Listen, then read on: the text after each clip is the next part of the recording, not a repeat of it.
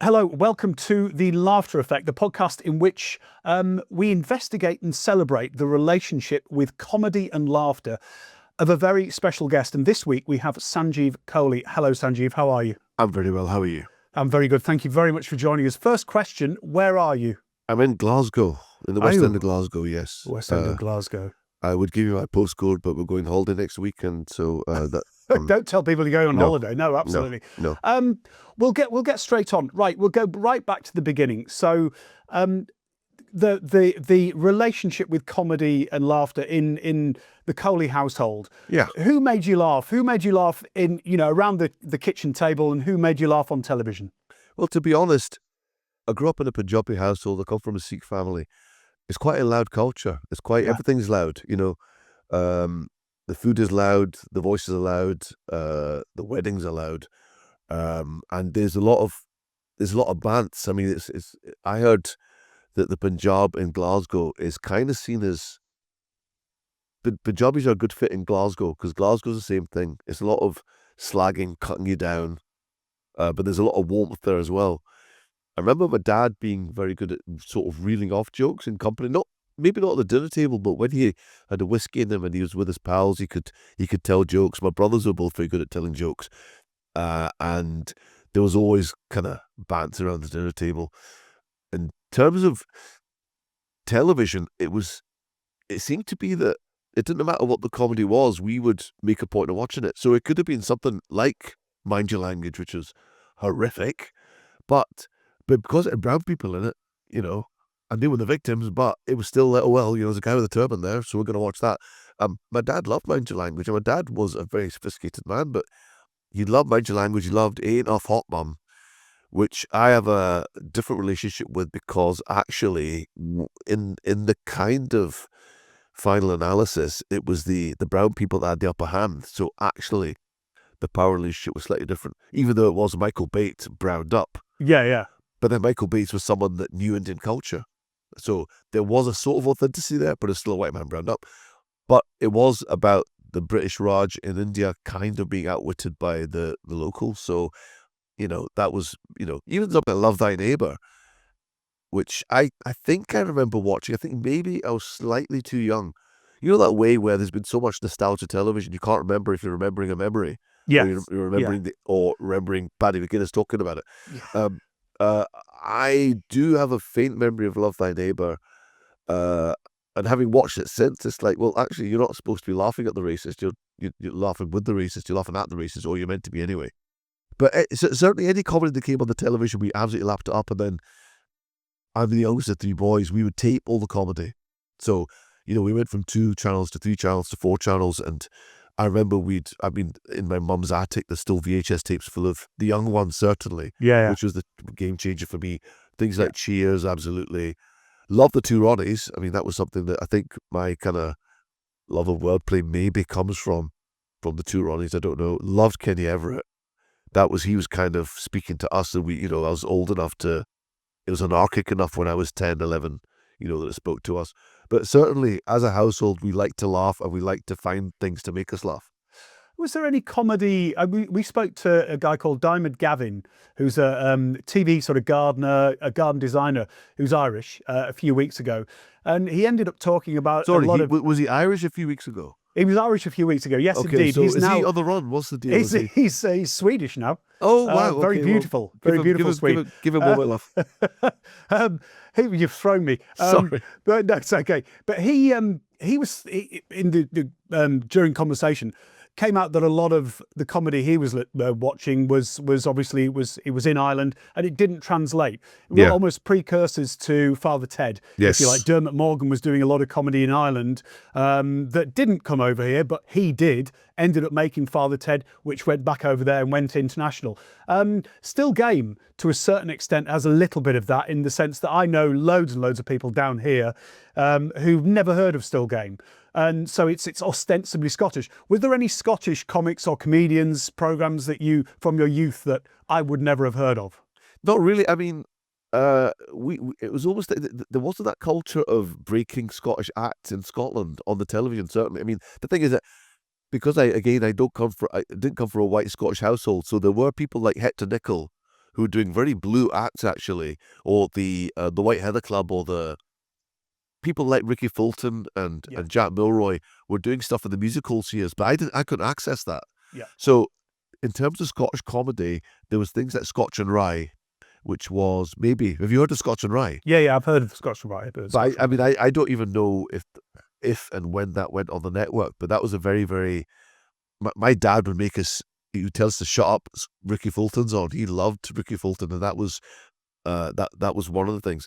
I do remember actually, again, it's kind of a function of growing up in a Punjabi house. We had to find our own musical tastes. So, you know, like my mum and dad, all the albums in the house were like either Sikh devotional songs or Bollywood soundtracks, which are great. Yeah. But when you're 10 or 11, you want to listen to what your friends are talking about. So, but I do remember us going through those vinyl, there's maybe 20 bits of vinyl in the house, and there was a Billy Connolly double album, Billy Connolly Bites Your Bum. Yeah. Now, I think absolutely. I'd heard someone talking about Billy Connolly, and I saw this really quite scary looking man because he was wild, and he hadn't, you know, he was doing okay, but he clearly hadn't found an orthodontist yet, and he looked quite a scary looking proposition. And it's Billy Connolly Bites Your Bum, and I remember being more scared of Billy Connolly then until I saw him on Parkinson. Yeah, and I'm pretty sure, again, your mind plays tricks. I think I watched Billy Connolly not on the first time he did Parky, but he was on with Angie Dickinson was on. Yeah. So the format was, for people that don't know, a bit like Graham Norton. You'd have 3 guests, and they'd bring them on one at a time, but then they would all be together. And so Billy Connolly was on, and he was next to Angie Dickinson, who at the time was the star of a show called Policewoman, which was like an international hit. So everyone knew who Angie Dickinson was. And I just remember thinking, as a Glaswegian, thinking, Billy, please be funny, because Angie Dickinson's sitting there, please don't let us down. And he did that line he was talking about, he was supporting Elton John in the States. And he said, no one's expecting this wild Scottish stand-up, you know, to be, you know, so people were throwing stuff. He told the story about a pipe coming through the air like this and going through his beard because his chin doesn't actually end there. But then he did the classic line. He said, I was made to feel as welcome as a fart in a spacesuit. And I watched Angie Dickinson nearly defecate a kidney laughing. She actually kind of nearly slid down in a chair, and Billy Connolly had to wait for her to stop laughing. And I remember thinking, if a guy from Glasgow can do that to an international television star, then, you know, maybe a switch went on in my head. I don't know, but it was a moment. It was certainly a moment. You know that he was he appeared in a lot of the early Kenny Everett. Yes, he did shows. Yeah. I wrote Kenny's authorised biography many years ago. Yeah. Oh, wow. At the behest of Barry Cryer, because I did Ernie Wise's first. Barry helped me with that because he wrote for Morecambe and Wise, and he was the one who persuaded me to do that. But Sorry, and also, you just mentioned Morecambe and Wise. I mean, to this day, absolute. I think I could probably watch Andre Previn on a loop till I die, and I will never be bored of it. Yeah, it is up there with the 3 funniest things I've ever seen. And Eric Morecambe, he had comedy bones. I'll watch him in the same way that I watch Bob Mortimer, and I'll say, what is it that you're doing that is making me helpless? Because sometimes I can work it out, sometimes I can't. Yeah. But he just had this energy. He had this aura flying off him. He just had to say Arsenal. He just had to flick his glasses. Yeah. Utter genius. Because he was never off as well, was he? He was always on. Which is probably what killed him. Yeah. Well, we were talking to Tim Lovejoy about this a little while ago, and we talked about the fourth wall. People like him and Tommy Cooper, they're just to stare at the camera, just out of nowhere, and they were coming directly to you, and that was something that hadn't really been done before, not to my knowledge, and it had such an effect. Well, you know better than anyone that obviously they changed the format of the show to reflect that the big thick curtains and that whole setup, which because then you watch it early Morecambe and Wise, you're thinking it's not nearly as funny. No. So, but him and Tommy Cooper knew they were way ahead of their time in terms of knowing how to use a camera. And I think it was also what they did with Ernie Wise, because they turned Ernie from just being the straight man into this sort of miser character, which really, really worked, and Ernie took to. But what you said about Andre Previn, that scene has as much to be thankful for Andre Previn as it does the other two. He was absolutely, and he was the first time I believe. They always insisted that their guests rehearse, and because he was coming over from New York, he couldn't rehearse. So there were no rehearsal. He literally read the script in the taxi to where they were recording, and some sort of magic happened. His timing, when he says that thing, I need to go my baton, where is it? Is it Vienna? Timing, I mean, obviously that was what impressed Eric Morecambe, and obviously famously Morecambe Wise themselves rehearsed, but he must have come off script when he said, I told you it was good. But also just Andre Previn's, when you're committing to comedy, you have to commit. And his deadpan, his look of horror is genuine. Yeah, and you have to commit to that. And he really committed to it. So clearly a man with comedy bones himself. Yeah. Were there any Sikh, any Punjabi comics that you were aware of? Is that something that happened in your culture back then? No, there was, not that I'm aware of. I don't think there was that culture of a version of stand-up. But there was obviously a sense of humour, ribald. Oh, there was. Sense of no, humour. They were very good at, very ribald, very kind of, there's this thing called Date Punjabi, which is like a village version of Punjabi. And I knew a guy at university who, his dad was from Coventry, Rashpal he was called. And his dad couldn't speak English until he was sort of mid-40s. So Rashpal, who was a medical student, had this kind of version of Date Punjabi, which he got from his dad. Rashpal could tell jokes. Oh my God, the funniest jokes I've ever heard. I didn't fully understand most of them. But there's something about Punjabi which is,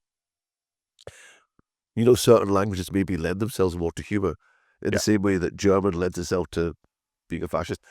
That's another podcast. But there's something about Punjabi which does lend itself to humour. I guess in the same way that the Glasgow accent sort of, but there's just a way that you can bend vowels in Punjabi. Like there's a swear word, and it's very, very rude. And I could tell you what's the language here? It's some of it sleeps with the sister, right? So you can put a lot of A's in there, and you can bend it. It's like you could put a tremolo arm on it. You know what I mean? You can really play with the language and play with the vowels. So it's a very good language for being funny. But I just can't remember. I mean, I could be wrong. There might have been a tradition of or version of stand-up in the Punjab itself, but we certainly weren't made aware of it. Yeah. What about sort of sitcoms as time has gone on?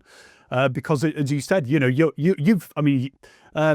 done. I think it finished last year, didn't it? The radio show. Yeah, that's right. Yeah, Fags, Bags and Bags. Yeah. Yeah. It finished last year. How much of an influence, your own influence, came? I haven't listened to every episode. I've listened to about 5 episodes. How much of your own upbringing, your own culture, went into that show? I've always said, I wrote for Goodness Gracious Me.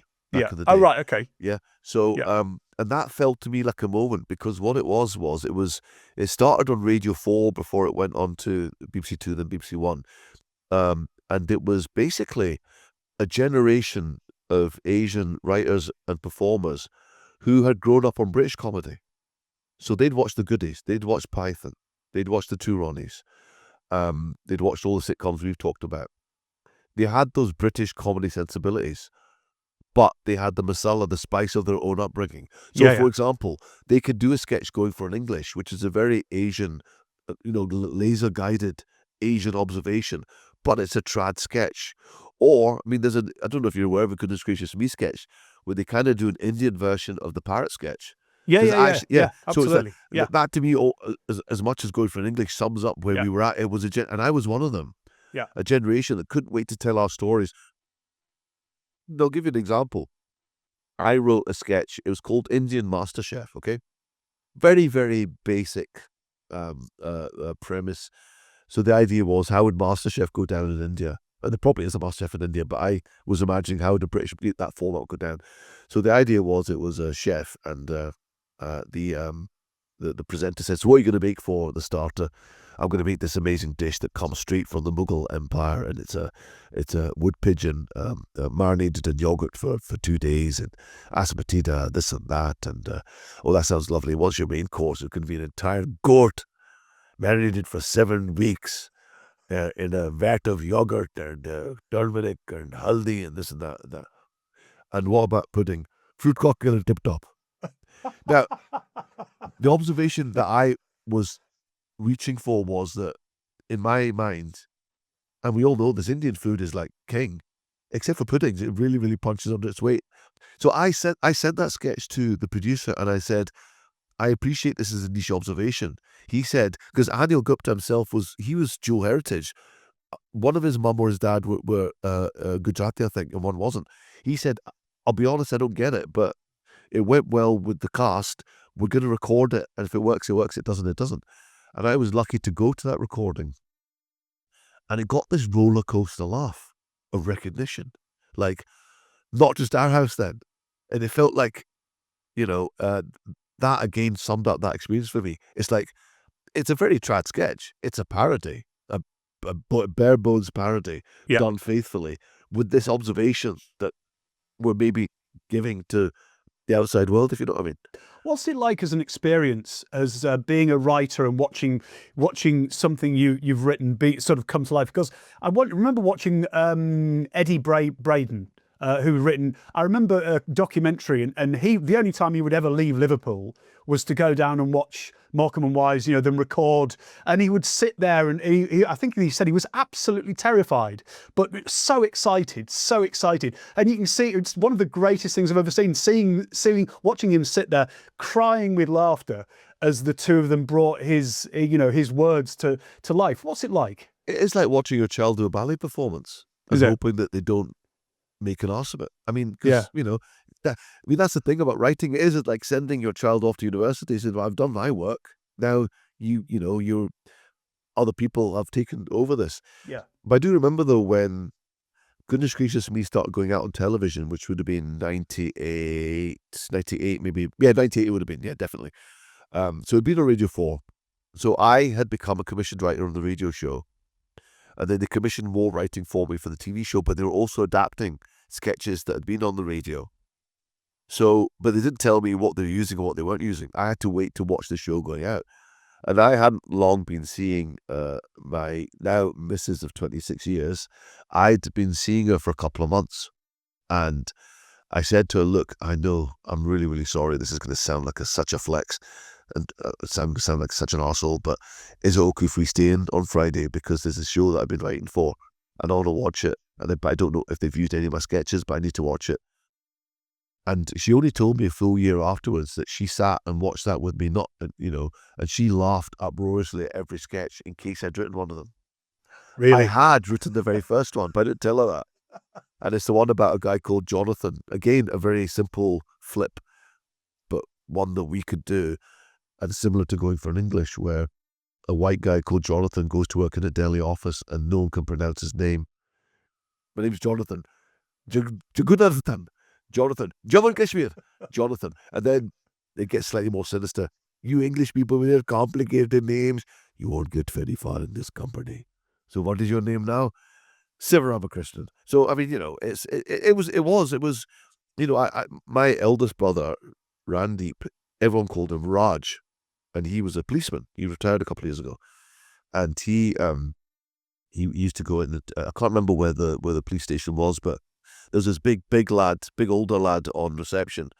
And my brother, I'll put a picture for you. He 5'10", built like a brick house, turban Sikh, right? You would not mess. And he was probably wearing his bulletproof vest. He probably looked extra large. And he'd walk in and this bloke was here. All right, Reg. Now, I can't think of anyone that looked less like a Reg in my life. And by the way, one syllable, Raj. Come on now. Yeah. But you call him Reg. And it's just that thing of, come on, get the name right. So obviously there was a lot of things. I mean, I've been called Stanley McCauley before. Someone phoned me back and said, I think Stanley McCauley is looking for me. And I'm looking around the office. I don't think it's me. So, it's all that kind of stuff was feeding into that name thing. Yeah. When you started writing, because we talked about what you watched, what made you laugh as a kid. As a writer, what sort of influences did you have from writing comedy? There's no question that Victoria Wood is an absolutely huge influence. When I think of rhythms, when I think of product placement about, is a ginger snap funnier than a bourbon cream? Yeah. Victoria Wood is suffused through my material. I think I owe her so much. You know, I mean, but you know, that's another podcast, another 10 podcasts about Of course it is. her. Yeah. She was a factory, wasn't she? She was Yeah, like, she was. She was like James Brown to music. She was like a Yeah. one-woman factory. What a genius. Yeah. So definitely Victoria Wood, definitely Armando Iannucci and Chris Morris. A lot of the comedy I do is quite broad, but I would love to be those guys. Yeah. I was hugely influenced by things like The Day Today and Brass Eye and Blue Jam, Saturday Night Armistice, all of that stuff. I'd love to be as clever as them. I think you could probably see their influence. Eddie Izzard, big influence. In fact, to the point where I stole a sketch by mistake. I've done this twice. I did a sketch. There was a sketch show in Scotland, sort of turn of the millennium, called Velvet Soup, and there's this mad guy on the bus shouting nonsense, and he's got coleslaw on his hair, and he just don't go near him. He's obviously got the double seat to himself.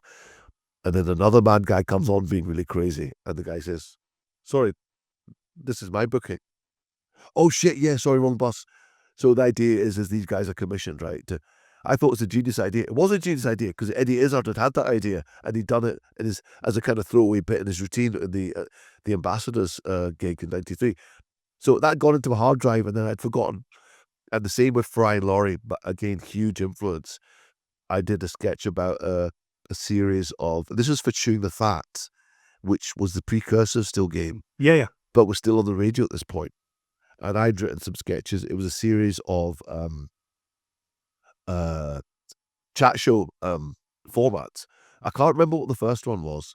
The second one was photocopying my arse with. And today I'll be photocopying my arse with Sir Gerard Hummel, the head submariner. So a very straight 2-minute chat show while you hear them photocopying their arse. And the third one was, and welcome to Giving the Wrong Directions to. Today I'll be giving the wrong directions to Rod Stewart. End of sketch, because he's not there. Entirely lifted from a Fry and Laurie sketch. By mistake, not deliberate. I would never steal deliberately. But, if you're going to accidentally steal from the best. So Fry and Laurie, Victoria Wood, Chris Morris, and Andy Nucci, big influences. The young ones changed the game for me. I mean, I don't know how much like Ben Elton's writing and obviously Rick Mayall's influence and writing would have directly impacted my writing, but in terms of waking me up to possibilities, definitely the one that was my generation. That was the lever for me, I think. Yeah. You talking about sometimes subliminally taking jokes. We were talking to Tim Lovejoy earlier, who did Soccer AM, and he was telling us about a joke that he thought he'd invented, where somebody said, "Oh yes, I'm a member. Yes, I remember." I remember. And yeah. I said, "No, that's Kenny Everett got sacked for doing that on Capital Radio." And he was like, "What?"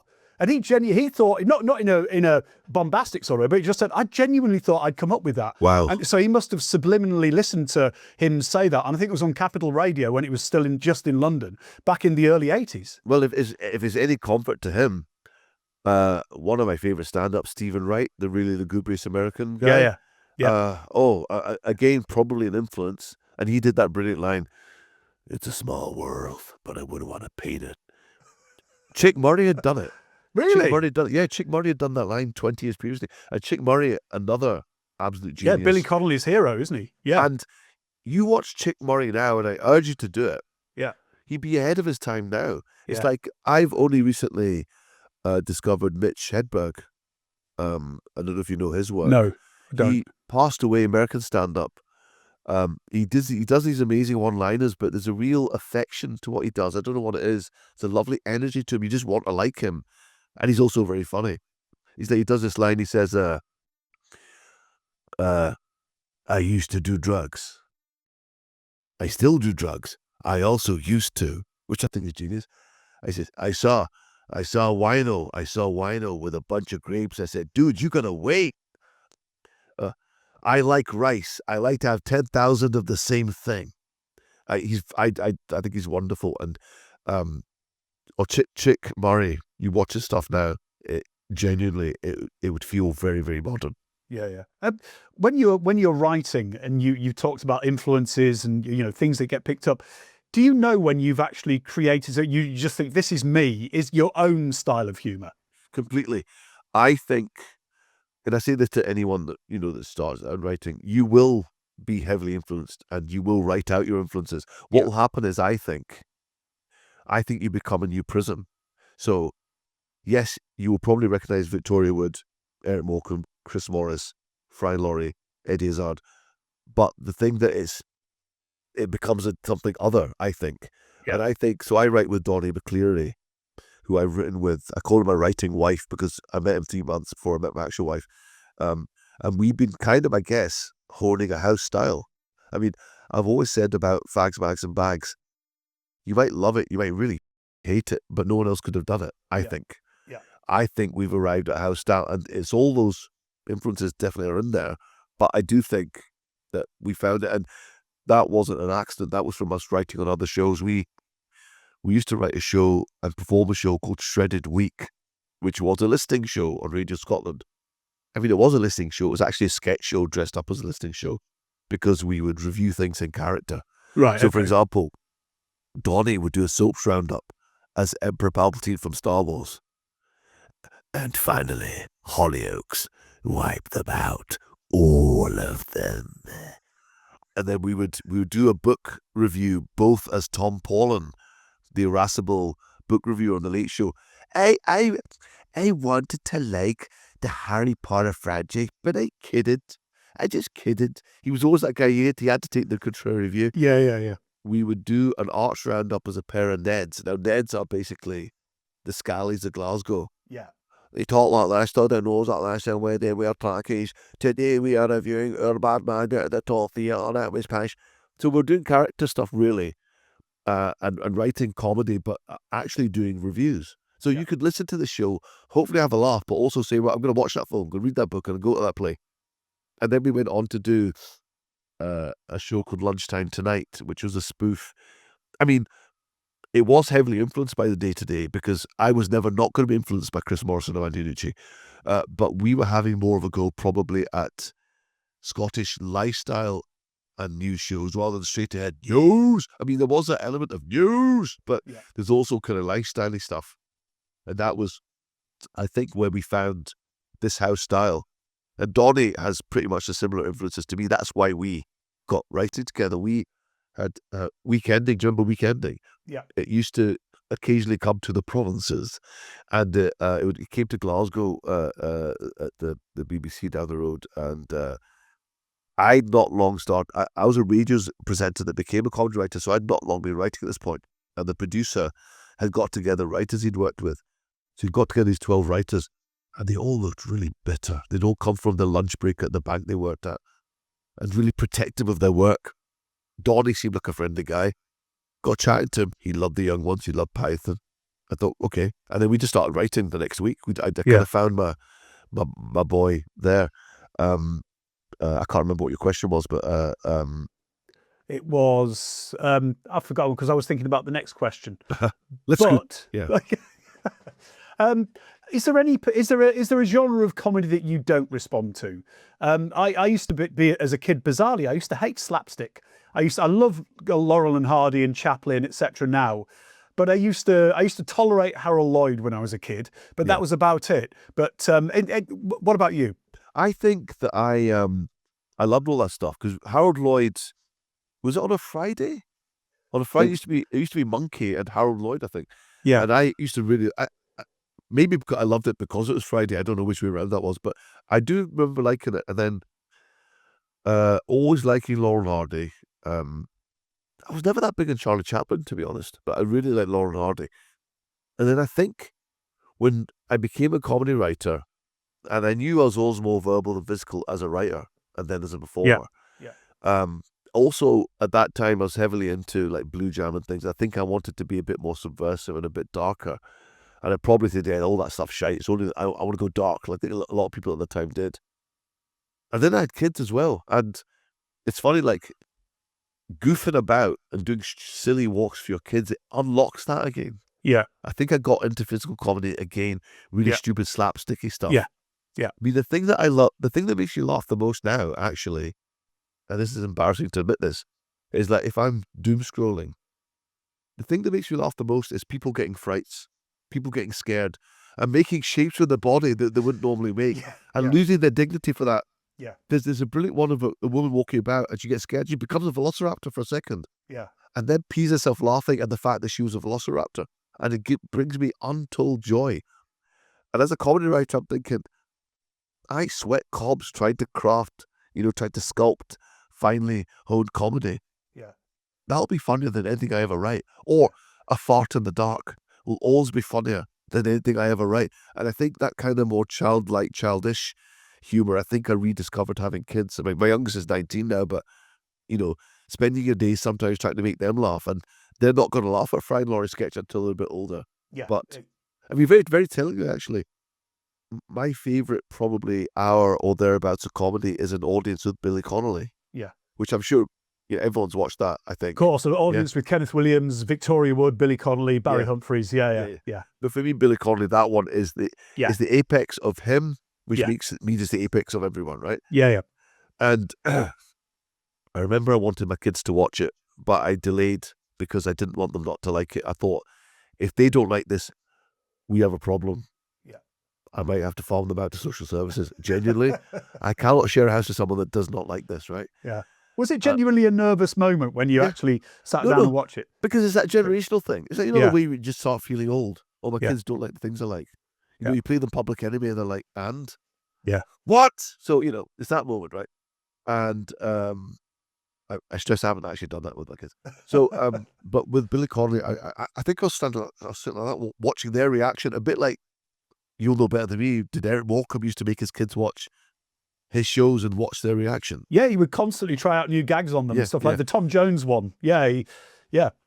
So I'm watching them, and Vinny, my youngest, he's 19 now. I think he must have been 6 or 7. And he wasn't getting a lot of it, right? But the minute Billy Connolly did any physical stuff, because he's a fantastic physical comedian.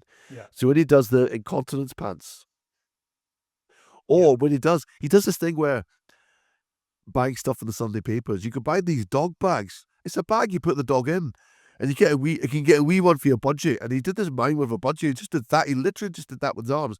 And Vinny actually fell off the chair laughing. Wow. And I guess it taught me that, do you know what? You can be goofy and stupid and slapsticky, and you can also be very funny verbally. There's nothing to stop you doing both.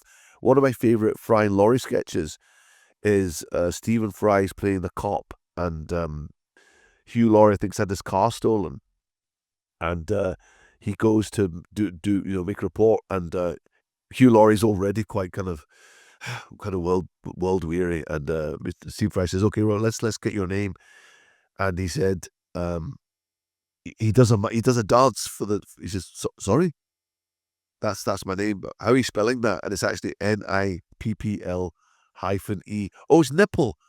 Sorry, what? Is it nipple? No, and he does the dance again, and it's absolutely stupid, but also very clever at the same time. I think if you can combine those two, you're literally laughing. Did you, when you got to know your wife and you got to know her sense of humour, did you find yourself thinking, I've got to play her this, I've got to play that? And same question with your kids. When you realise what floats their boat, you think, right, this will suit them. Like making somebody a playlist almost. Yeah, totally. I made Vinny watch Blackadder, and I think he did like it, but I think he found it quite slow. I mean, that's always going to be an issue, isn't it? Yeah. But I was pleased that he liked it. But I'm not that dad which says, right, we're listening to my playlist today. I mean, even when we're in the car, it's like we're going on, like, say, a 5-hour car trip. Everyone gets a song each, and I'd like to learn from them as much as they teach me. But then they'll do that thing of playing you an old song or playing an old comedy clip. Like, yeah, I know that. Yeah. Did you think I wouldn't know that? Yeah. But no, I try not to be that dad, because nobody needs that in their life. But I'm happy that my kids do have a sense of humour. Again, I don't know how I'd cope if they didn't. It's not 100% aligned to mine, but it's still there. My kids, about the same age as yours, one's 20, one's 17. And with this sort of, this surge of stand-up comedy that you get because of mainly TikTok and Instagram, they're constantly sending me people that they think I will find funny that they've discovered on Instagram and TikTok. There's this kind of which is wonderful. I mean, everybody, we always talk about the negative aspects of social media, etc. But there are two aspects to me. One is reminding us about old comedy, because I mean there's this constant stream of people. I do it, churning out old comedy. Not all of it's brilliant, but a lot of it is. But also this new breed of literally hundreds and hundreds of stand-up comics. Everybody's trying it. So I think it's. I think kids are far more switched on with things like that, because I think, you know, when we were younger, we had the stable of comedy was quite narrow. It was small. Whereas now, I mean, it's like, Christ, where do you go? It's everywhere. But also, as a 17-year-old, which we were once, would we have tried to play comedy to our dads? You know, at least, you know, I think that cultural exchange is a thing that we would never have dared. I don't think I would have dared to. But I remember, I think my dad walked in on us watching the young ones, and he just sort of like shook his head a wee bit. Yeah. And I remember thinking, yeah, but it's not for you, Dad. This is for us. Exactly. This is for us. Yeah. We'll watch Moko Wise together later, but this is for us. I would never dream of saying, "Oh, Dad, sit down, watch this." You know, but it is lovely. Yeah, I mean, and my relationship with stand-up is that I'm jealous of stand-ups because I don't do it, and I think I should, but I don't. So I sometimes I should watch more stand-up, but I will. There's a guy called Rob Orton. Who's brilliant with the beard. Absolutely. He's brilliant. fantastic. He's fantastic. And there's loads of performers like him, and I start off liking them, and then I start off resenting them because they're funnier than me, and I think I can't do that. But then, you know, that's just my problem. Have you ever tried though? Have you ever tried? Okay, so I did stand up once, and I was so bad I got a written heckle. Did you? Yeah. Wow. So basically, when I started, my route into comedy is like formalized comedy is I started off as a radio presenter when I was 24. And then just because I'd watched loads of comedy, because it wasn't a comedy show that I was presenting, it was a magazine show.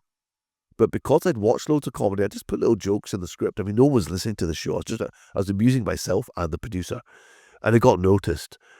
And then that's what really got me into kind of comedy writing. That's what got me to writing for Chewing the Fat and Goodness Gracious Me and stuff. So I was a radio presenter that was writing comedy sketches. And in my mind, I'm thinking, well, clearly the next logical step is stand-up, right? But what's called a shite bag, I did nothing about it. And then a friend of mine in Glasgow, she was organising a ball for young Asian professionals, right? So the idea was, I think it was for pharmacists to meet other pharmacists. And so she had booked a venue, and she had booked a DJ, and she booked a posh 3-course dinner. And she knew that I wrote for Goodness Gracious Me. And she said, look, I'm organising this dinner. I thought it might be a really cool idea to have a stand-up comedian. And even in 97, that was not, you know, it wasn't as ubiquitous, certainly, as it is now. And she said, you know Sanjay Bhaskar, don't you? I said, well, he's a colleague, yeah. And she said, do you think he would do it? I said, well, I mean, he's not going to be cheap. He's on the telly now, but I mean, I can certainly ask the question. And so anyway, I passed on his details, and she got back 2 weeks later, and she said, yeah, he's too expensive. Will you do it? So I thought, you know what? I'm going to say yes to force my own hand. Yeah. You step up and stop being such a shite bag. Just do it, right? It's a bunch of guys your age. You know, they're all brown people in their late 20s. You're a brown person in your late 20s. Of course you can write a routine. And I did. I probably should have just done 10 minutes. I'd never done stand-up before. I'd done comparing work, but never done stand-up before. Was it gag humour you went for? Or yeah, it was gaggy stuff. I remember I've tried to blank it out, but I was doing stuff, very Asian kind of specific stuff, like jokes on Punjabi names, and just that thing of, you know, why is it that when someone lands at an airport, someone has to pick them up? Why can't they get a taxi? What do you think is going to happen? And it was going okay, it's going all right. And I thought that the DJ was going to give me a sign when I was to wind up. The DJ was around the back having a fag. He was just waiting for me to finish. So long story short, I don't know how long I was up there. It might have been 25 minutes. By this point, I've completely lost the room. I mean, Yeah. I'm dead to them. I may as well be hermetically sealed from them. I'm just a man talking on a stage while they're just chatting to each other. And I don't really have an exit strategy. And then the guy, one of the waiters, comes up and he's got a tray with a Bacardi and Coke on it. I said, "Oh, thank you, some support in the audience." He said, No. That was just merely a paperweight for the note underneath it. So I opened it and it said, "You are boring everybody, please get off." Oh, I know. Jesus. So I said, "Well, I'm sensing hostility. I've been Mirasail. Good night." And I just walked. I wasn't drinking that night. I'd driven. I just walked. There's a table of people that knew me. I couldn't even look at them. I just walked to my car, my wee blue Astra, got into the car, drove home, and I think I went to bed for 2 days. And that was just before Christmas that year. Oh, And then wow. family and friends were having a New Year's party 2 weeks later. And I knew for a fact that some of the people that were had been at the gig were going to be at this New Year's party, and I didn't want to go. I said, "You know what? No, let's just rip off the Band-Aid. Just go confront these people, own it, own your failure." Yeah. I went along. The idiot woman that answered the door said, "Who told you you were funny?" So I went to the kitchen and I'm like very sadly ladling food onto my plate, and this couple sprinted at me and said, "You were fantastic. Do you do 40ths?" So that's the Really? lesson. Yeah, Yeah. that's the lesson I should have learned. Yeah, yeah. And also, I've spoken to stand-ups about this, and they said, "You idiot, you should have continued because Yeah, yeah. that's the gig that most of us have in our fifth gig. You know, we do the first one, we get a buzz. Second one goes well. Third one goes brilliantly. Fourth one's great. Fifth one, down your arse. Yeah, yeah. You got it out of the way early doors. You should have carried on, but I just never did." Who's the most interesting person you find you know in comedy? Somebody who you just want to be around, who not necessarily the funniest, but somebody who you just think, God, there's so many layers there.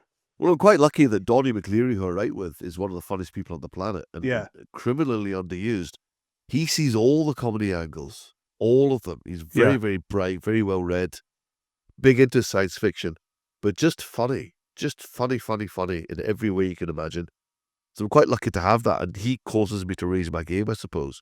Yeah. So I guess I'm lucky to have him in my life. But I do remember sitting next to Armando Iannucci at the Scottish BAFTAs, sitting there like that with my eyes like hubcaps, really desperate to speak to him. And what was funny was that he came to the BAFTAs with his brother David, who used to run comedy clubs in Glasgow. So David had come with his missus and Armando, who lives in London, so he'd come up to Glasgow for the event. So I'm chatting to David, who I kind of know from radio presenting back in the day, and David says, "By the way, love Fags, Bags and Bags. Is that happening again?" So I'm shouting at David so that Armando will hear. That's brilliant. But I don't think he did, and I never got a steer on whether Armando would liked Fags, Bags and Bags or not. I'd love for him to like it. Yeah. I don't know, but he's someone that I just think I'd like a walk around his mind palace. Let's put it that way. Have you ever been involved in anything like the thick of it? That sort of semi-improvised. Oh, I would love to. I did a very, very low key. Actually, it's mostly in Gaelic. It was a Scottish sketch show about a dating agency, and that was semi-improvised, and I really liked that.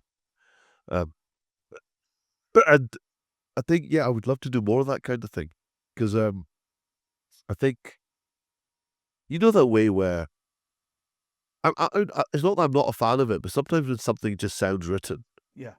and yeah, it's very, very clever, but it sounds written. I mean, I think obviously, if you watch something like, for example, Frasier, which I love, Yeah. incredibly erudite, and they're most gifted performers on the planet. You're talking about James Hyde Pierce, you're talking about Kelsey Grammer, who could make anything sing, but it's very obviously written. Yeah. That's fine for that kind of genre.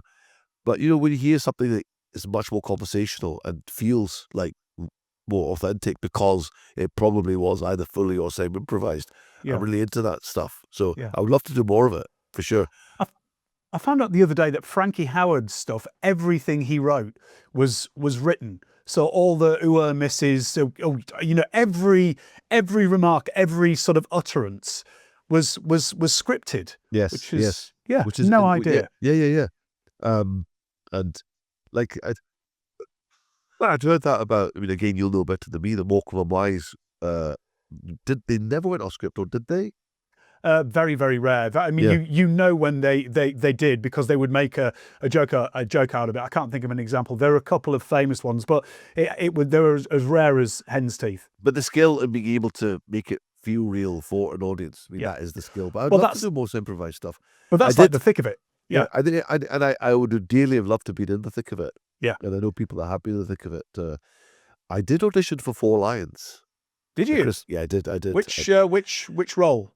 Well, this is the thing, right? Because Chris Morris is a living hero of mine. So I was in a room with Chris Morris on my own for 45 minutes. An absolute gentleman of a man.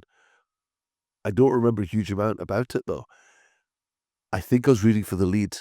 I remember saying to him that, do you want this middle-class Glasgow accent, or do you want me to have a go at, do you want me to have a go at like a Leeds accent with a bit of an Asian brogue? So I think I did give it a go. And when I watched the film, I remembered a couple of Riz's lines.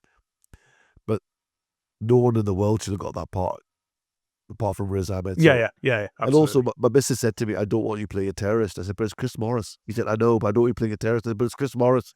And we just kept saying that for a day. So I would have loved to have worked with Chris Morris. But I did make him laugh, though. Did you? Because, so it'd been a slight cat and mouse thing whereby the casting director had organised a meeting and that didn't happen. Then another meeting didn't happen. Eventually it did. It was a Thursday in Soho. And, I'd flown down to London for this because I was going to miss this chance. And so we did the audition. Like I said, an absolute gentleman of a man. And I had to stop myself from doing that Rick Mail thing and the young ones. Oh, we've got the same trousers. Ooh, I had to stop myself. I had to stop myself. Because the shirt he was wearing I had the shirt like it. I had to stop myself. Yeah. What toothpaste to use? Ooh, I had to stop myself. And so anyway, we did the audition. And he said, where have you come from? Have you got far to go? I said, I'm actually going to Glasgow. And he said, oh, right, you came to Glasgow. From Glasgow? I said, yeah. And because he's encyclopedic with his research, he'd known that a few months previously there'd been a terrorist attack at Glasgow Airport, the only one. And famously, a baggage handler called John Smeaton had kicked the terrorist in the head. And, it was like that kind of, come to Glasgow, we'll set about you. It became this whole thing. And so Chris Morris said, there's still loads of security at the airport.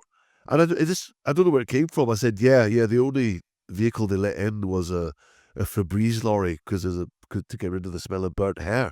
And he laughed. I remember walking away thinking, well, if nothing else, I made a comedy god laugh. And Nobody can. Yeah. And then I did get the gig, but that was fine. Nobody can ever take that away from you, ever. They can't. No, indeed. Has comedy or laughter, has it ever helped you through a difficult time? Yeah. Friends got me through a breakup. Really? Yeah. I didn't want to like Friends because there were all these exceptionally good-looking people in a very nice flat. Yeah. But you cannot argue with the writing and the performing. Yeah. I think Lisa Kudrow is up there with the best of the best. You could genuinely give Lisa Kudrow an IKEA manual and she'll find the comedy in it. She is. But they're all brilliant. David Schwimmer's a fantastic physical comedian. Matt LeBlanc, they all are. Matthew Perry, rest in peace, was a fantastic writer as well. So yeah, I remember people talking about Friends. I didn't want to like it, and I watched it. I thought, do you know what? This is really good. Yeah. And then I got really into it. And then I remember getting dumped quite severely, and Friends was my dressing gown. It was my slippers. Yeah. It got me through it. And what's nice is that now I meet people, and Still Game is their comfort blanket because they'll watch it. It's a multi-generational thing. 3 generations will watch it together. I've heard so many stories. People saying my dad had dementia and it was the one thing that we could connect on. It's a bit like you talking about doing comedy exchanges with your kids. It was like they could sit and watch Still Game together, and that's their conversation. The most beautiful thing actually happened a few years ago. I was doing a presenting job and we're in this cafe, and it's probably quite hard to explain how big Still Game is in Scotland. I mean, I know it does have since it's been on Netflix. It does have an international audience. But you do the arenas, don't you? You did the arena shows, huge. Yeah. 21 shows we did the first run in the Hydro, 12,000 seater. So it's huge in Scotland. So I'm doing this presenting gig. And there's a joiner, a carpenter, right? And he's putting tables together. And he keeps looking over, and I know he wants to have a selfie, whatever, right? Yeah. So we had a break in filming. I went over. I said, mate, I don't want to be presumptuous, but did you want a selfie? He went, would that be okay? I said, of course. So he takes his phone out, and he's trembling. He's actually physically shaking. And I said, are you all right, mate? He said, you don't understand. He said, I grew up in Care, and still game got me through my childhood. So that is what comedy can do that. I mean, it's not going to solve things, but it can be your quilt, your mattress, your fluffy dressing gown. Yeah, for sure. Yeah, I've experienced it, and I've been lucky to be in something that has done the same for other people. Absolutely. Yeah. Do you have a favourite still game? My brother got me. My brother watches an episode every single day. He's 50, 51, 52, and he got me into it heavily. So, and where are you guys from? Yorkshire, Leeds. Here's the thing, right? I think we've done audience with shows in Leeds. Yeah. Not Leeds specifically, but Yorkshire. Yeah. People in Yorkshire love it. People are basically either side of the Pennines really dig Still Game. Yeah. Jason Bamford's a fan. Peter Kay's a fan. Paddy McGuinness is a fan. I know for a fact that when we do these shows, we've done Newcastle. They bloody love Still Game. I would love to know what the regional breakdown would be. But it's funny. We've got so many fans in Yorkshire and your neck of the woods. But do you watch it yourself? Yeah. I'm a fan, yeah. Oh, that's good. That's good. Yeah. Oh, totally. Yeah. I see some, I mean, they're friends, so it's a bit weird, but Ford and Greg, some of they do stuff that's up there with Lauren Hardy in terms of physical stuff, you know? They're both amazing performers. I always, because I've worked with them since the mid-90s, I've always had my eye on them. And I've always thought, they're globally good. They are globally good. When Chewing the Fat, which is the sketch show that predates Still Game, when I worked on it, when it was on the radio, it was a much more international show because they're both huge fans of American television. So lots of really on-point parodies of American television stuff. By the time Chewing the Fat came on the telly, it was Scotland's sketch show. And that's kind of what sold in Scotland. Written by Scottish people, for Scottish people, with Scottish vernacular. Yeah. Here is your culture actually being reflected back to you. Yeah. And that was part of the charm, I think. And Still Game's the same. These are people that you will have in your life. Yeah. I mean, what I will say about Still Game is that any number of taxi drivers say to me, Scottish humour. I'll say, okay, maybe 10% is Scottish humour. Actually, it's universal themes. It's about the fact that people get older, but they don't get less relevant. They are still game. They are still mischievous. Yeah. I fully contend you will still not see another sitcom, drama, whatever, in world television where a pensioner has an erection. There is an episode where Victor has a boner in the car. You don't see that anywhere else. And there's one. I think that happens in a living room as well, where somebody comes on TV and they've just taken the pills and the cushion comes exactly. in. The kind of Viagra thing. Yeah. So these themes are universal. So, but it has a Scottish filter, but it's not. And you know, we do have international fans. There's a guy came over from Japan during Christmas once to do the tour. I say tour. Really? He's going around Berry Hill, which is a rough bit, wearing a bonnet, like a Jack and Victor bonnet, taking pictures of that. I mean, he nearly got stabbed. And the beauty of it was that he was staying in an Airbnb, and the guy that owned the Airbnb was a friend of Gavin Mitchell that plays Bobby in the show. Yeah. So he said, this guy doesn't know that I know you guys. So we did videos for him. Wow. So his mind was blown. But he'd come at Christmas time. And I said, he's here for business. No. He's come here to go to the pub, to go to the shop, to go to the high flats. So it does cut through. It does cut through internationally, but it has a Scottish filter on it. Yeah. Just to finish off, sort of desert island discs. So we do this on the moon. So you've got to take a show, and you've got to take a famous person who's going to make you laugh, and you've got to take a non-famous person who's going to make you laugh. Oh, okay. So it's got to be something you can watch on a loop if you Okay. have to. I'm going to go with, I mean, I mentioned Andre Previn, but in terms of a full show, I'm Alan Partridge. Yeah. I think. Yeah. I revert into Partridge as a lot of people do when Yeah. I'm stressed. I'm a zombie, I'm having a pop at the undead. And I did work with Steve Coogan once, but he didn't seem in the best mood, so I didn't. I thought I could talk to Steve Coogan about Steve Coogan for 3 hours, but neither of us needs that in our No. life.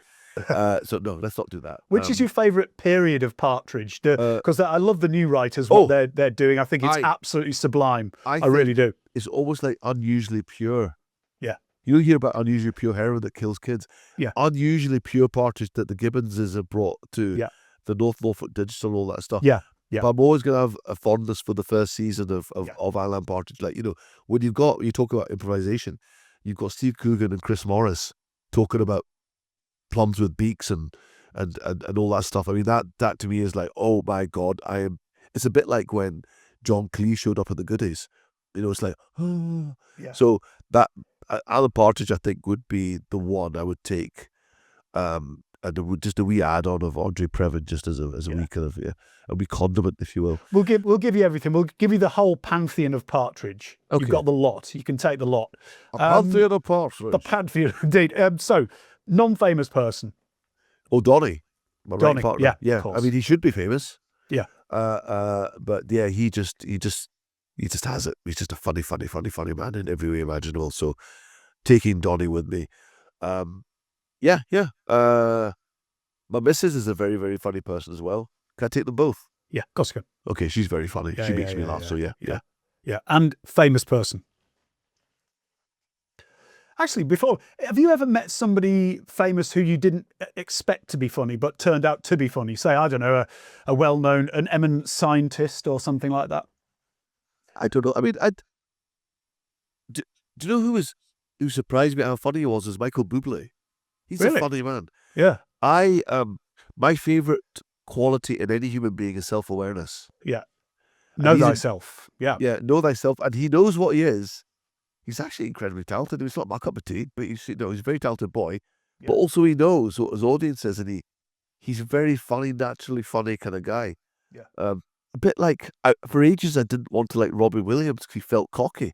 He's actually very funny. Yeah. He's a naturally funny guy. He's just, he probably could do comedy if he wasn't doing what he does. Yeah. So who would you take? Ooh. Oh, so this is famous person that's not known for being funny. No. That was just an aside. But so a famous person who is funny. I see. You've got to spend the rest of your days with. I would just love to spend some meaningful time with Billy Connolly. Yeah. So I'll take Billy for sure. Yeah. Perfect. That's wonderful. What a place. What a place to finish. Sanjeev, thank you very, very much indeed. Thank you. Really enjoyed appreciate it. Thank Great you. stuff. And I didn't even get to tell my favourite jokes. Oh, but what is your favourite joke? Do you have a favourite joke? I've asked this a few times, and everybody's just gone, oh no, oh God, no. So I've kind of kept away from that particular one. But if you've got one, let me have it. I do love jokes. That's the thing. Not everyone loves jokes in comedy, but I do love jokes. I think it's so. I do love this one. What you call a black guy flying a plane? Go on. A pilot? You're racist. because it subverts the form. Do you know what I mean? Yeah. How do you think the unthinkable? Go on. With an iceberg. Are these ones you made up? Are these ones inherited? No. I do make up jokes, but they're never as good as the ones that are told to me. Yeah. And will you indulge me in me telling you a slightly longer joke? Yeah, of course, absolutely. Because I do like long, pointless jokes. Because I like anecdotes, okay? So a guy is driving in his car, and he sees a sign for the circus. He says, oh my God, I've not been to the circus since I was 5 years old, right? So he drives in, and he takes a seat, and on comes the ringmaster, and he's dead excited. He's got his big bag of popcorn. It's a ringmaster, there's elephants. It was a circus in the 70s. Trapeze artists, tumblers. And then on come the clowns. He loves the clowns. So they come with their massive shoes and the hair and the nose and the car and the water and the custard pies. He's absolutely loving his life. And then suddenly the head clown says, ladies and gentlemen, we need a volunteer.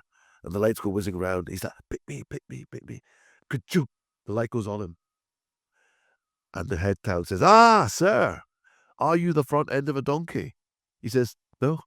He says, "Are you the back end of a donkey?" He says, "No." "Ladies and gentlemen, this man is no end of an ass." So he's absolutely humiliated, right? Absolutely pulverized. Sprints out of there, peed himself, beamer, jumps in his car, drives home, goes to bed for a week. So a year later, he's got over it. Driving this car, he sees a sign for the circus again. He's like, "Oh, I'll give it another chance." So he drives in, but this time he goes to the back. And it's the same ringmaster, the same elephants, and the same tumblers, the same acrobats, and it's the same clowns. And then they come with their feet and their nose and and all the. And then the moment comes. "Ladies and gentlemen, we need a volunteer." And the lights go whizzing round, and he slinks down in his seat.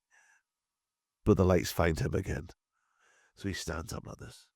"Ah, sir, are you the front end of a donkey?" "No." "Are you the back end of a donkey?" "No."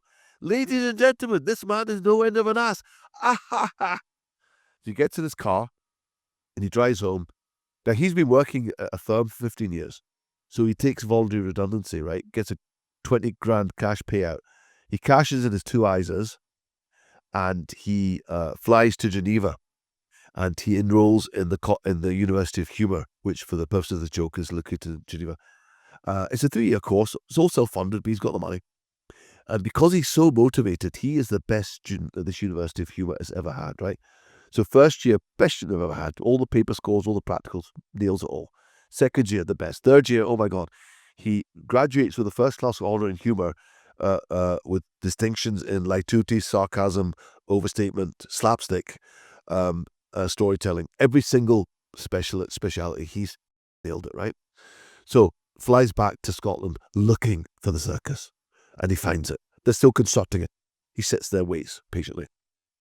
And eventually the tent is built, and on comes the ringmaster, same ringmaster. It's the same elephant, same tumblers, and on come the same clowns, and it's the same act with the nose and the and the moment comes, and the head clown says, "Ladies and gentlemen, we need a volunteer."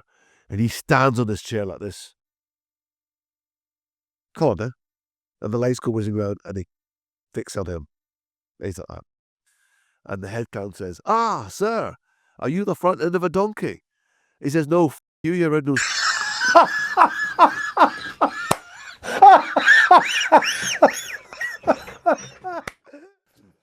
Fabulous. That's great. Well, look, we've had an hour and 5 minutes and it's been fabulous. I really, really do appreciate it. Well, We'll have to do this again. Yeah, let's. Yeah. So, Sanjeev, thank you very, very much indeed.